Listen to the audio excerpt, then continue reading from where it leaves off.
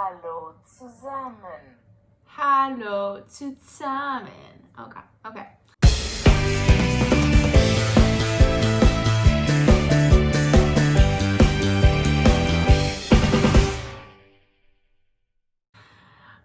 Bonjour à tous. Hallo allemaal. Hallo zusammen. Hey everybody. I am starting this new kind of vlog channel thingy, and to kind of just talk about life in Europe from the perspective of someone who is American and European. If you don't know me already, my name is Stephanie. I'm from Florida originally.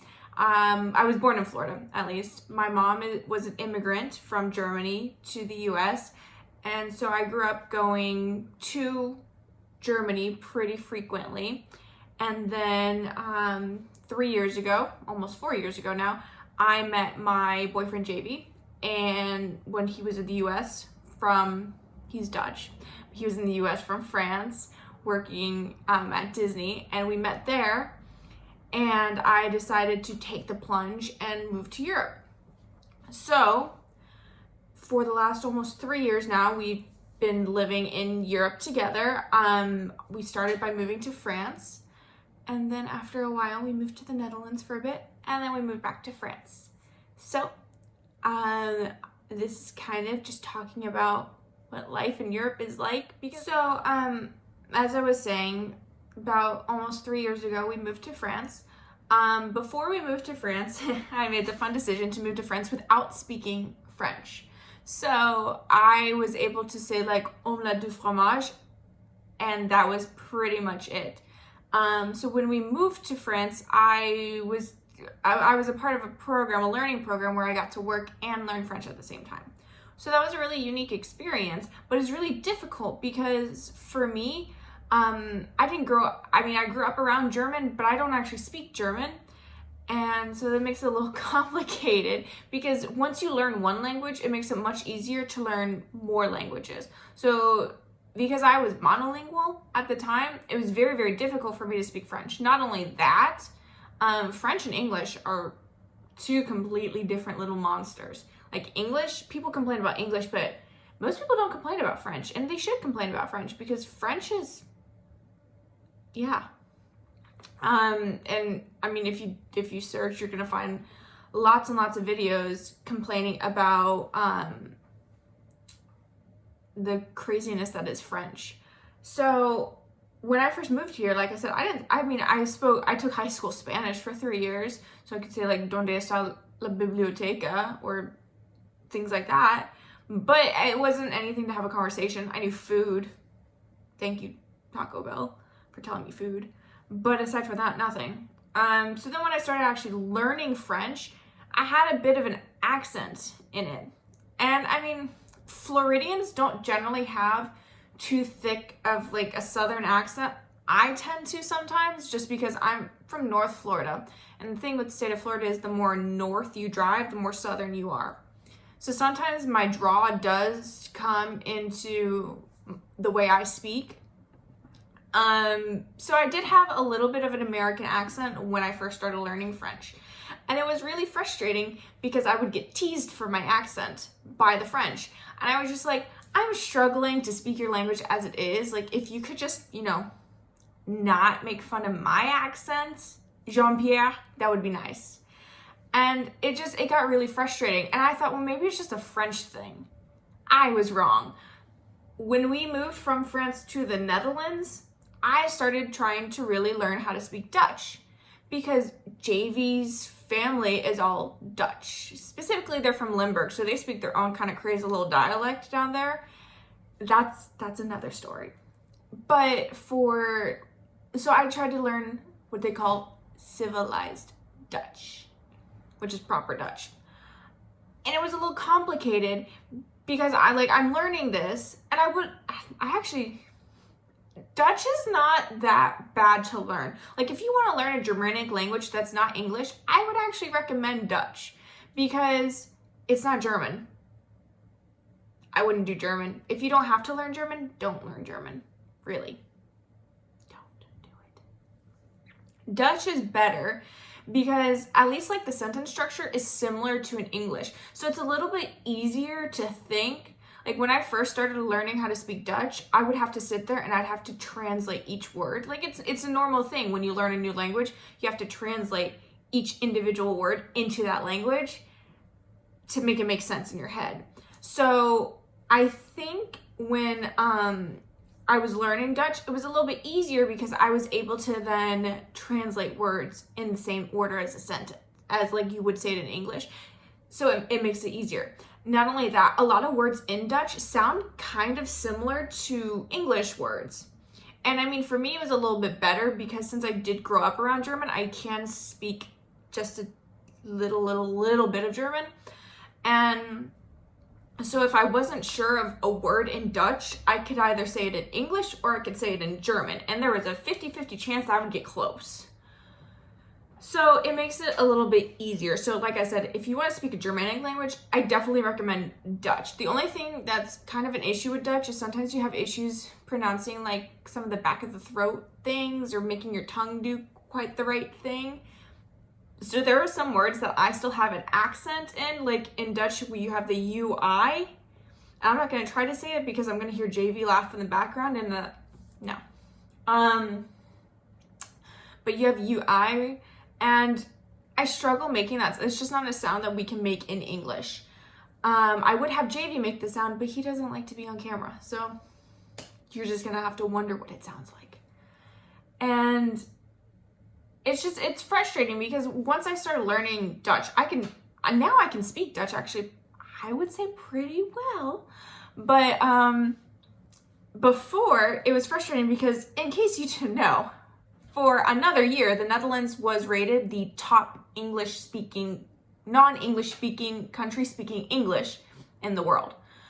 And the Dutch do speak very, very, very good English, which is great. But what's also frustrating is when you're trying to learn their language, you want to be able to speak it. You want to be able to practice. So what happens is I would go somewhere and I would be like, hey, I'm going to try to speak Dutch. And the Dutch would be like, yeah, but I can speak English, so speak English. And so then you have the non-English speaker speaking English, and you have the English speaker trying to speak Dutch, and the two of you, it's just not working. So eventually you just end up switching back to English. And it's frustrating because all you want to do is practice the language.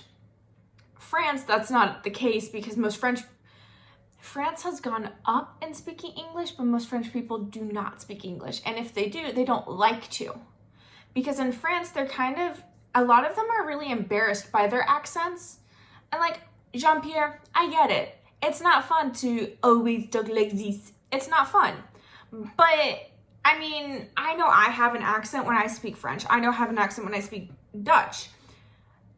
So for me, I think it's nicer to have people trying to speak the language. Like, it's nice to me when people try to speak English with me. Like, I have coworkers, obviously not right now, but I have coworkers that try to speak English with me because they're like, hey, we studied English in school. We want to practice our English with you. Is that okay? And I was like, yeah, that's completely fine. And so I work with them and I'm like, pronounce it like this, make your mouth do this, and the word will come out better. And they're just like, oh, I didn't know that. So it's nice to have people ask you, how do you say that? Because I know for the most part, like the French people don't have a lot of Americans coming to France to practice English with. They get a lot of the UK. And actually, this is something I didn't realize. Americans love the way the English accent sounds. They think English accents are amazing. They think they're sexy. They think they're beautiful accents. The rest of the world does not share that sentiment about those accents. The rest of the world dislikes those accents. Here, like now I'm back in France, and living in France, I have coworkers who refuse to speak to the English because they're like, we can't understand them. We hate that accent. And I'm like, oh, but you practice English with me, so why don't you speak English with them? And they said, because Americans are easier to understand than the English are. And now in school before, for Europe, they were apparently teaching them more like UK-based English, but now American English is actually becoming the standard for learning English. So a lot of Europeans now want to speak American English with Americans. We're easier to understand. Our accents aren't quite as varied. Like there's generally like a general flat line kind of American accent. I think that's where I tend to fall into. So as long as you're not coming from like New York where you talk a million miles a minute, or like Boston where you cut off letters, it's a bit easier. Especially like I'm from the South and I know I can talk quickly sometimes, but it's better for me with non-native speakers because I know to slow down. And because I am from the South, we already tend to speak slower than a lot of other places. So it makes it better. But what was frustrating for me is I would have people who would tell me, like, your accent is funny. And it's really frustrating to me because I would have like guests get very angry with me that I didn't properly speak French fluently. And I'm like, well, French is my second language. So I'm bound to have an accent, especially because I didn't learn as a child, I learned as an adult. But my accent has gone down quite a bit. So my accent's not as bad. Like I still have an accent, but it's not as bad as it was before because I've gotten better with it. And it's the same with Dutch. But it gets frustrating because, and I've noticed this in the US and I didn't notice it until I moved abroad.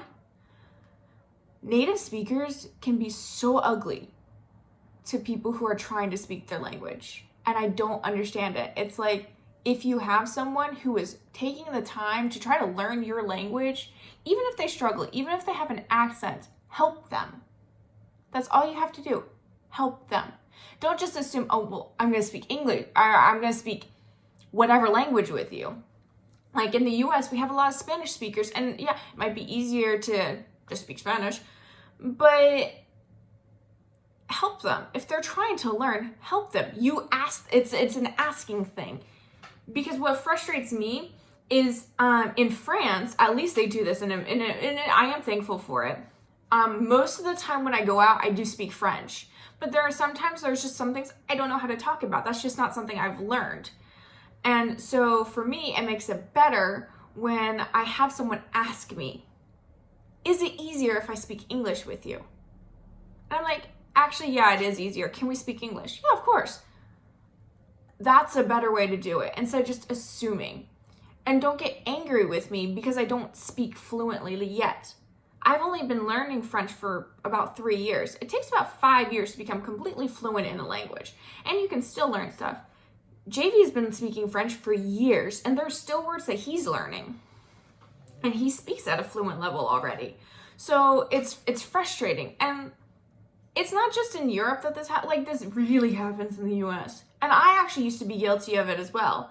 And I learned it's much better to say, would it be easier to speak your language than, well, let's speak your language. It just makes, it's an assumption thing. Because I have those times where I don't want to speak English, I want to speak French, or I want to speak Dutch. And I can't if you're just telling me, well, we're just going to speak English because it's easier for you. Well, yeah, it is easier, but I'm never going to learn if you don't let me speak. I mean, if we have to, I will definitely pull Mr. Vice President, I'm speaking. It's frustrating. Like, it's really frustrating. And when you don't speak the language, you feel like you don't really belong. But, I feel like other people have this experience as well, but a lot of times you get the, like, rose-colored lenses on, and you're just like, oh, it's so magical living in another country. And it is, but it's also really frustrating, especially when you don't speak the language. When you don't speak the language, it's so difficult. And so, the first things I learned in French was, like, je ne comprends pas, like, I don't understand. Je ne parle pas français, like, I don't speak French. But it's funny, because I say je ne parle pas français very well in French, and they're just like, but you don't have an accent when you say that. So, do you really not speak French? And I'm like, I speak it now, but before. And it was difficult. I mean, with both French and Dutch, I had a kind of sink or swim experience, which is not the same case for most people. Because, I mean, for France, most people they don't want to speak English. So then you have to speak French. Which actually works out well. At first, I didn't like it. But it kind of worked out better for me to be forced into situations where I had to speak French. Or sometimes it was charades. That too. Because sometimes even if you find someone who does speak English, they're not necessarily going to understand what you're saying. They don't necessarily know the word. So sometimes you're just like, yeah, it's the thing with the thing and the thing. And you know the thing that does the thing. And then they're like, oh yeah, the thing. Yeah, I know what the thing is. That's the thing. You're like, oh, okay, now I know. Now you know. We're good. So that was actually helpful. Dutch was also not too bad. I mean, for me, I know I have JV with me, so he's able to always translate if need be. But for JV's family, they don't really speak English. They don't. And so, like, they can understand English, but they don't speak it back. So it kind of came down to I had to learn Dutch because I wanted to be able to speak with JV's family. Like, it would be uncomfortable for me because I would be sitting in the car and everyone around me would be speaking Dutch and I didn't know how to respond back. So I would just awkwardly kind of sit there. So then I just started learning like short phrases and simple things. And now like JV's mom and I have really great conversations because I learned how to speak Dutch. So I think that's the biggest thing. Like, accent or no accent, just jump into it. For the most part, it's easier to say, I'd like to speak, like, if you have someone cutting you off saying, oh, well, let's speak in your native language, you can say, no, I'd rather do it. And I've learned that you can do that. I didn't know that at first, but now I do that. I'm like, no, it's okay. I speak the language. It's okay. Like, I know I have an accent, but I speak the language. So I think that's the biggest thing. Like, you have to have a bit of confidence in what you want other people to do when you're speaking to them. And it's the same thing in the US. Like, even if you have an accent in the US, speak. It's okay. I mean, we're lucky in the United States where we have a lot of people who speak a lot of languages, and that's fantastic. But if you want to practice your English, practice your English. Don't let them force you to speak a different language. Don't let them do that. If you're Spanish and you don't want to speak Spanish, then don't speak Spanish. Say, I need to practice my English. I'd like to speak English. And you can do that, and it's not a problem. Hey, you just gotta jump into it. So that was kind of my rant for today. It's something that's like near and dear to my heart, which is why I want to talk about it. And yeah. So that's kind of what I'm going to be doing. I'm just going to rant about random things about life in France, life in the Netherlands, life in general, and go from there. I'm not sure how often I'm going to post yet. We'll get to that when it comes to it. Trust me, there's plenty of things to rant about in France. So we'll go from there. But if you have anything that you'd like to see, if you have any questions that you want me to answer, anything you think would be interesting to hear me talk about, let me know in the comments below. And I will take a look and see what I can do for you. Also, random thing, in case anybody was wondering why I have a super Dutch intro, it's because I'm low-key obsessed with the Netherlands. Like, the Netherlands is a great place. It was an interesting place to live. It might have been the region we were living in. JV says I'm not allowed to go to Amsterdam because he says once I go to Amsterdam, I'm going to want to live in Amsterdam. So I haven't gone to like Holland yet, but the rest of the Netherlands, I was like, that's okay. But I'm like low-key obsessed with the Holland area of the Netherlands. So that's why the intro is Ik hou van Holland, which is I love Holland for those of you who don't speak Dutch. Anyways, so yeah. That was kind of all of my rants for today. And I guess I will see you guys real soon. Let's see. You probably want to know how to say goodbye in all my languages. Well, French, there's the common au revoir. But normally, when you leave, you go bonne journée, which is like, have a nice day, bonne journée. So I would like to do that, bonne journée, because I don't like au revoir. Au revoir sounds like really final. Bonne journée. And then I like Dutch. Dutch is fun, doei. Although if you're actually like really Dutch, you're gonna go doei, doei, doei, doei, doei, doei, doei, doei, doei, doei, doei. You can't ever just say one doei. It's like Pringles. You can't just have one. German. My family, they normally say tschüss. Just tschüss. And then, of course, in the US, see you real soon.